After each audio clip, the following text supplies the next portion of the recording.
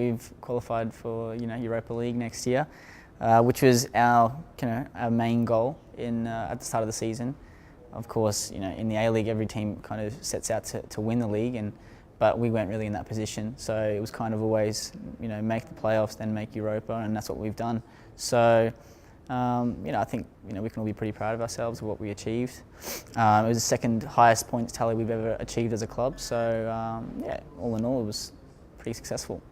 And yourself personally, you had a few external factors that made the season a difficult one for you at times, but you were continuing to force your way into this European career that you've made for yourself. How do you see yourself at the moment in your European football evolution? Well, quite far along. I think it's when I look at the play. When I look at myself 3 years ago, in terms as a person and a player, I think a lot's changed. I've matured a lot in 3 years.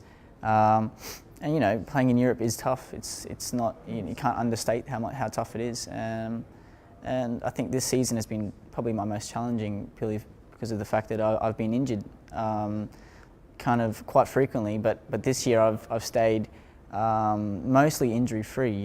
Apart from a couple little things here and there. And so I've been injury free and playing. Training hard and stuff like that, but still haven't been able to earn as much game time as I would have liked. So it's been pretty frustrating. But like I said, I've been part of a very successful team this year, and that made it all the more difficult to get into the squad. And now with National Team Matters, you've become a fairly regular contributor to Socceroos now in recent months, and it all sort of comes down to these 3 games, I guess, and getting to Brazil. It's the moon the camp like ahead of what is a very pressure cooker-like situation. Yeah, that's probably the right word. It's a pressure cooker situation, and I don't think there's a person in this squad at the moment who doesn't have that drive to qualify for the World Cup. And I mean, everyone's on the same page as far as we all know that kind of 4 years comes down to these 3 weeks. And that's a pretty huge thing when you think about it. It's we have to basically put all our efforts into qualifying, and that's the only thing that matters right now. It doesn't matter where everyone is with their clubs and in their personal situation. And it's just all the effort has to be put into qualifying for the World Cup, and everyone really is going together to that one goal. And yourself personally, having played a bit part for the Socceroos over the last couple of years, the left back spot, I heard Dave mention to you earlier on, it's forever been, and even Holger last week said it's been the Achilles heel of the Socceroos since he took over. There's a real opportunity there for someone to grab the opportunity with both hands. Is that going to be you over these next couple of weeks? I hope so.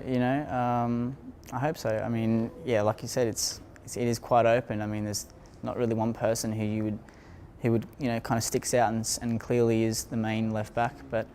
I think whoever's played there has done quite well. I mean, I think, regardless of the fact that there's not one clear candidate, I think there's a few that can play there and play there quite well. And it's just whoever the boss chooses is most suitable for each game, and I hope that I can contribute in some way. But we have to wait and see.